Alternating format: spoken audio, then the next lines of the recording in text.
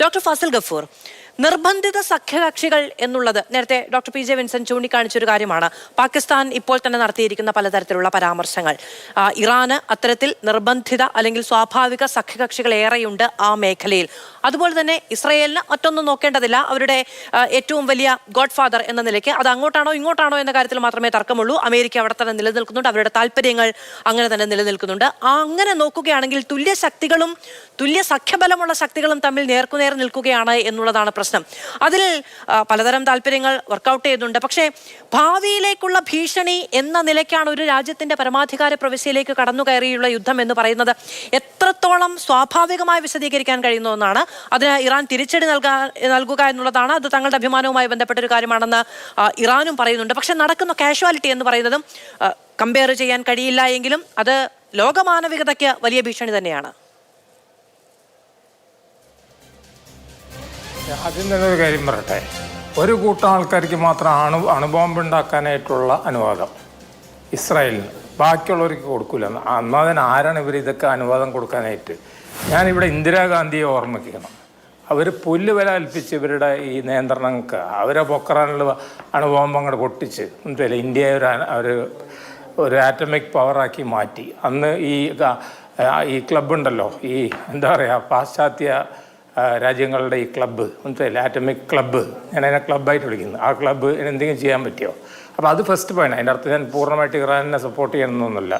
രണ്ടാമത്തെ പ്രശ്നം എന്താ കിടക്കുന്നത് വെച്ചിട്ടുണ്ടെങ്കിൽ, ഇപ്പോൾ നമ്മുടെ ചർച്ചയിലുള്ള മാതിരി തന്നെ എനിക്ക് ഒരു സംശയം ഉള്ളത് എന്താണെന്ന് വെച്ചാൽ, ഒന്ന് ഈ പാകിസ്ഥാൻ അങ്ങനെ ഡയറക്റ്റായിട്ട് ഇത് പുറപ്പെടുവിച്ചിട്ടുണ്ടോ ഇല്ലയോ എന്ന് എനിക്ക് സംശയമുണ്ട്. ഇത് നമ്മൾ കേൾക്കുന്ന ന്യൂസ് മാത്രമാണ്. പാകിസ്ഥാൻ അത്ര ഒരു വിഡ്ഢി രാഷ്ട്രമാണെങ്കിൽ മനസ്സിലായില്ലേ, പിന്നെ നമുക്കൊന്നും പറയാനില്ല. കാരണം അവരിതിൽ പോയി ചാടിയിട്ടുണ്ടെങ്കിൽ അവർക്ക് ഓൾറെഡി ഇന്ത്യയിൽ നിന്ന് പറ്റിയ പരിക്കിൽ നിന്ന് വിമുക്തമാവുന്നതിന് മുമ്പ് അവരിത് പോയി ചാടാൻ ഉദ്ദേശിക്കണം. രണ്ടാമത് മാധു ചോദിച്ച മാതിരി തുല്യശക്തികളല്ല അവർ. എന്താ കാര്യം എന്ന് ഞാൻ പറയാം. ഇപ്പോൾ നമുക്ക് ഉദാഹരണമായിട്ട് തന്നെ വ്യോമസേന എടുത്തു നോക്കുകയാണെങ്കിൽ F-15, F-16, F-35 ഈ വിമാനങ്ങൾ എനിക്ക് തോന്നുന്നു 300-400 വിമാനം ഇവരുടെ കയ്യിലുണ്ട്. രസകരമായിട്ടുള്ള സംഭവം, ചൈനയായിട്ടും റഷ്യയായിട്ടും ഇവർ ബന്ധമുണ്ടാക്കിയെന്ന് പറയുന്നുണ്ടെങ്കിലും അതൊക്കെ അടുത്ത കാലത്ത് ഉണ്ടായതാണ്. അടുത്ത കാലത്ത് ഉണ്ടായതുകൊണ്ട് അവിടെ പാകിസ്ഥാനിലെ ജോയിൻറ്റ് ഫൈറ്റർ ഉണ്ടാക്കുന്നുണ്ട്. JF-10 ഉണ്ട് ചൈനയുടെ. 80% ചൈനയുടെ വിമാനങ്ങളും മറ്റൊക്കെ ഉണ്ട്. ഇവരുടെ അടുത്ത് അതൊന്നുമില്ല. ഇവരുടെ അടുത്തുള്ള എന്ന് പറയുന്ന മിസൈലുകൾ മാത്രമാണ്. ആ മിസൈലുകൾക്ക് തന്നെ ഒരു കണക്കുണ്ട്. മിസൈലുകൾ മോശമാണെന്നൊന്നും ഞാൻ പറയുന്നില്ല. വലിയ ഈ ballistic missile, supersonic missile, cruise മിസൈലൊക്കെ ഇവരുടെ അടുത്തുണ്ട്. പക്ഷേ ഈ മിസൈൽ ലോഞ്ചിങ് സൈറ്റുകളിൽ പ്രിസിഷൻ അറ്റാക്ക് നടത്താനുള്ള കപ്പാസിറ്റി ഇസ്രായേലിനുള്ളത് കൊണ്ട് അത് നടത്തിയിട്ടുണ്ടോ ഇല്ലേ എന്നുള്ള കാര്യം നമ്മൾ കണ്ടുപിടിക്കേണ്ടിയിരിക്കും. വാർത്തകൾ വന്നിട്ടുണ്ട്, ഏതാണ്ട് അവരുടെ ഒരു മിസൈൽ ലോഞ്ചറുകളുടെ സിംഹഭാഗം വലിയ ശതമാനം തന്നെ തകർത്തിട്ടുണ്ട് ഈ പ്രിസൈസ് അറ്റാക്കിലൂടെ ഇസ്രായേൽ ഇതിനകം എന്നുള്ളതാണ് പാശ്ചാത്യ മാധ്യമങ്ങളൊക്കെ പറയുന്നത്. അത് തന്നെയാണ് ഞാനും പറഞ്ഞു വരുന്നത്. കാരണം അത് നമുക്ക് ബുദ്ധി ഉപയോഗിച്ചാൽ അറിയാവുന്ന ഒരു കാര്യമാണല്ലോ. മിസൈൽ ലോഞ്ചിങ് സൈറ്റ് അണ്ടർ ഗ്രൗണ്ടിലൊന്നും കൊണ്ടു നോക്കാൻ പറ്റില്ല. മനസ്സിലായി? അപ്പോൾ മിസൈൽ ലോഞ്ചിങ് സൈറ്റുകളൊക്കെ എതിരായിട്ട് ഇവരുടെ ഈ ഞാൻ നേരത്തെ പറഞ്ഞിട്ടുള്ള ഫൈറ്റർ പ്ലെയിനുകളുണ്ട്, എസ്പെഷ്യലി F-35 എന്നൊക്കെ പറയുമ്പോൾ അതൊക്കെ ഭയങ്കര സൂക്ഷ്മമായിട്ട് തന്നെ ടാർഗറ്റ് ചെയ്യാനായിട്ടുള്ള മറ്റേ റഡാറും മറ്റും ഉപയോഗിച്ചിട്ടുള്ള കഴിവുള്ള വിമാനങ്ങളാണ്. അപ്പോൾ അതൊന്നും ഇല്ലാത്തതുകൊണ്ട് എയർ സുപ്രീമസി ഓവർ ഇറാഖ് അത് ഓൾറെഡി ഇവർ അച്ചീവ് ചെയ്ത് കഴിഞ്ഞു. അവരുടെ അടുത്ത് ഒരു തരത്തിൽ, ഞാൻ എൻ്റെ ഒരു ഓർമ്മ ശരിയാണെങ്കിൽ 50കളിലും 60കളിലും USA കൊടുത്തിട്ടുള്ള അത് വിമാനങ്ങളാണ്. അക്കാലത്ത് നമ്മുടെ ഇന്ത്യ പാകിസ്ഥാൻ കാലഘട്ടത്തിൽ ഉപയോഗിച്ച സാബർ ജെറ്റ്, ലോക്ഹീഡ്, സ്റ്റാർ ഫൈറ്റർ ഇങ്ങനത്തെ വിമാനങ്ങളൊക്കെയാണ് എൻ്റെ ഓർമ്മ. അപ്പോൾ ആ നിലക്ക് ഇവരെങ്ങനെയാണ് ഇത് പിടിച്ചു നിൽക്കാൻ പോകുന്നത് എന്നുള്ളതാണ് വിഷയം. രണ്ടാമത്തെ ഒരു കാര്യം പറയാം, നിങ്ങളൊരു കാര്യം ശ്രദ്ധിച്ചിട്ടുണ്ടോ ഈ യുദ്ധത്തിൽ ഈ സമയത്ത്? അതായത് ഇവർക്ക് ഇവിടെ ഇന്ത്യയിൽ എത്ര സപ്പോർട്ടുണ്ട്?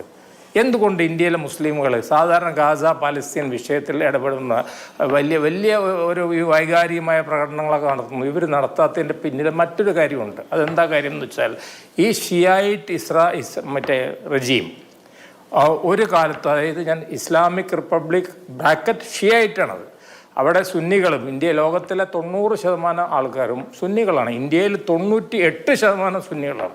അപ്പോൾ ആ വിഭാഗം ആൾക്കാർ മനസ്സിലായില്ലേ, അവർക്ക് ഈ സത്യത്തിൽ ഈ യുദ്ധത്തിൽ ഒരു ഡബിൾ ചിന്താഗതിയാണ്. അതേ ഡബിൾ ചിന്താഗതി തന്നെയാണ് അറബ് രാഷ്ട്രങ്ങളിലുള്ളത്. ഒരു അറബ് രാഷ്ട്രം പോലും ഇപ്പോൾ കാര്യമായിട്ട് ഇതൊക്കെ വെറുതെ അടിച്ചുവിടുന്നല്ലേ, ഇവർക്കെല്ലാം ബേസ് ഉണ്ട് അവിടെ.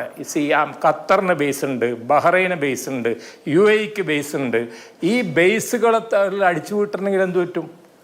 ഇറാൻ മിസൈൽ ഉപയോഗിച്ചിട്ടുണ്ടെങ്കിൽ അപ്പോൾ അതൊന്നും ഉപയോഗിക്കാൻ പോകുന്നില്ല, മിസൈൽ ഉപയോഗിക്കാനും പോകുന്നില്ല, ഈ രാജ്യങ്ങളിൽ ഇടപെടാനും പോകുന്നില്ല. പക്ഷേ ഈ രാജ്യങ്ങൾ സാമ്പത്തികമായിട്ടോ മറ്റും യാതൊരു തരത്തിലുള്ള സഹായം നൽകൂല. പിന്നെ സഹായം നൽകാൻ സാധ്യതയുള്ളത് ചൈനയും റഷ്യയാണ്. Russia is caught up in Ukraine. അപ്പോൾ റഷ്യക്ക് അതിനുള്ള ഡിഫിക്കൽറ്റി ഉണ്ട്. ചൈന ഓഫ് കോഴ്സ് പതുക്കെ കൊടുത്തുകൊണ്ടിരിക്കുന്നുണ്ടെന്നുള്ളതാണ് നമ്മൾ മനസ്സിലാക്കുന്നത്. അപ്പോൾ ഒരു നിലക്ക് നമ്മൾ നോക്കുമ്പോൾ ഈ യുദ്ധത്തിൽ ഇറാൻ ഒറ്റയ്ക്ക് ആണ് യുദ്ധം നടത്തുന്നത്. അതിന് അവരെ സമ്മതിച്ചു കൊടുക്കണം. അവർക്ക് അതിനുള്ള ധൈര്യമുണ്ട്. അവർ കാര്യപ്പെട്ട ശതം, അതായത് ഇസ്രായേലിൻ്റെ ചരിത്രത്തിൽ ഇതെല്ലാം ഓർമ്മയെന്ന് പറയട്ടോ, 48-ലോ അല്ലെങ്കിൽ നമ്മുടെ യോം കിപ്പൂർ വാറിൻ്റെ കാലത്തോ അല്ലെങ്കിൽ 6 ഡേ വാറിൻ്റെ കാലഘട്ടത്തിലോ ഒന്നും ഇറാൻ്റെ ഇസ്രായേലിൻ്റെ ടെല്ലവീവോ അല്ലെങ്കിൽ ഹൈഫയോ അതുമാതിരിയുള്ള വലിയ ബരേസോ അല്ലെങ്കിൽ അതുമാതിരിയുള്ള നഗരങ്ങൾക്കൊന്നും ഇതുമാതിരി പരിക്ക് പറ്റിച്ചിട്ടില്ല. ആ പരിക്ക് ഇവർക്ക് പറ്റിയെന്നും അയൺ ഡോം അല്ലെങ്കിൽ ഡേവിഡ് സ്ലിംഗ് എന്നൊക്കെ പറഞ്ഞ ഡയലോഗ് ആരോ 3 ഒക്കെ അതിനൊക്കെ ഭേദിക്കാൻ പറ്റുമെന്നുള്ള ടെക്നോളജിക്കലി ഇറാൻ വളരെ മുന്നിലാണ്. ഇത് ഇറാൻ്റെ 80% ടെക്നോളജിയും ഇറാൻ്റെ സ്വന്തമാണെന്ന് കൂടെ നമ്മൾ മനസ്സിലാക്കണം. അപ്പോൾ ആ നിലക്ക് ഇറാൻ വലിയൊരു പോരാട്ടം നടത്തുന്നതിനെ നമ്മൾ ശ്ലാഘിച്ചേ പറ്റൂ. കാരണം സാമ്രാജ്യത്തിനെതിരായിട്ടുള്ള പോരാട്ടമാണ്. ഇതിൽ വെറുതെ ഇസ്ലാമും ഷിയയും സുന്നിയൊന്നും കൊണ്ടുവരേണ്ട ആവശ്യമില്ല. ഇത് PJ വിൻസെൻ്റ് എന്നോട് ചേരുമെന്ന് ഞാൻ ആഗ്രഹിക്കുന്നു. ഇത് സാമ്രാജ്യത്തിനെതിരായിട്ടുള്ളൊരു പോരാട്ടം. സാമ്രാജ്യം ധിക്കാരം പറയാണ്. ഇന്ത്യക്ക് അണുബോംബ് പാടില്ല, മറ്റവർക്ക് അണുബോംബ് പാടില്ല. അപ്പോൾ അതുകൊണ്ട് ഇവർ ആക്രമിക്കുന്നു. അപ്പോൾ ആ നിലക്കൊക്കെ ഞാൻ നോക്കുമ്പോൾ വലിയൊരു പോരാട്ടം തന്നെ ഇവർ നടത്തിയിരിക്കുന്നു. പക്ഷെ എത്ര കാലം ആ പോരാട്ടം നടത്താൻ പറ്റും? നമ്പർ 1. നമ്പർ 2, പക്ഷേ ഇസ്രായേലിനൊരു പ്രോബ്ലം ഉണ്ട്. ഇതിൻ്റെ ഇടയിൽ 2 വലിയ രാജ്യങ്ങൾ കിടക്കണമുണ്ട്, ഇറാഖൊക്കെ കിടക്കണമുണ്ട്. ഇതിനെ നേരിട്ട് മറ്റേ 1967 യുദ്ധത്തിൽ ചെയ്ത മാതിരി ഗോളൻ ഹൈറ്റ്സ് പിടിച്ച മാതിരിയോ വെസ്റ്റ് ബാങ്ക് പിടിച്ച മാതിരിയോ അല്ലെങ്കിൽ സിനായി പ്രദേശം പിടിച്ച മാതിരി ഇതിനെ പിടിക്കാൻ പറ്റൂല. പക്ഷേ ഇതിനെ അടിച്ച് ചിലപ്പോൾ ചാമ്പലാക്കാൻ പറ്റും. പക്ഷെ ഈ തുല്യശക്തികൾ എന്ന് പറയുന്നത് എല്ലാ ഗണങ്ങളിലും തുല്യാതുല്യം നിൽക്കുന്നത് എന്നുള്ളതല്ല. ഇപ്പോൾ വലിയ മിസൈൽ പ്രതിരോധ സംവിധാനം ഇസ്രായേലിനുണ്ടെങ്കിൽ കൂട്ടമായ മിസൈൽ ആക്രമണം നടത്താനുള്ള ശേഷി ഇറാനുണ്ട്. ആ തരത്തിൽ ഇപ്പോൾ സൈനിക ശേഷിയുമായി ബന്ധപ്പെട്ടാണെങ്കിൽ അങ്ങനെ ഒരിടത്ത് ഒരാൾ മുന്നിൽ നിൽക്കുകയാണെങ്കിൽ മറ്റൊരിടത്ത് മറ്റൊരാൾ എന്ന നിലയ്ക്കുള്ള കോമ്പിറ്റൻസ് ഉണ്ട് എന്നുള്ളതാണ് ഈ അന്തർദേശീയ മാധ്യമങ്ങൾ എല്ലാവരും ചൂണ്ടിക്കാണിക്കുന്നത്. അതിനോടൊപ്പം തന്നെ മറ്റു രാജ്യങ്ങൾ കൂടി ചേരുന്നോ എന്നുള്ള പലതരം ചർച്ചകൾ നടക്കുന്നു. പക്ഷേ അങ്ങനെ സ്വന്തം മണ്ണിനെ, സ്വന്തം മനുഷ്യരെ ഒക്കെ മറ്റ് രാജ്യങ്ങളുടെ താല്പര്യത്തിന് വിട്ടുകൊടുക്കുന്ന രീതി നിലവിലുണ്ടോ എന്നുള്ളതും ചിന്തനീയമാണ്.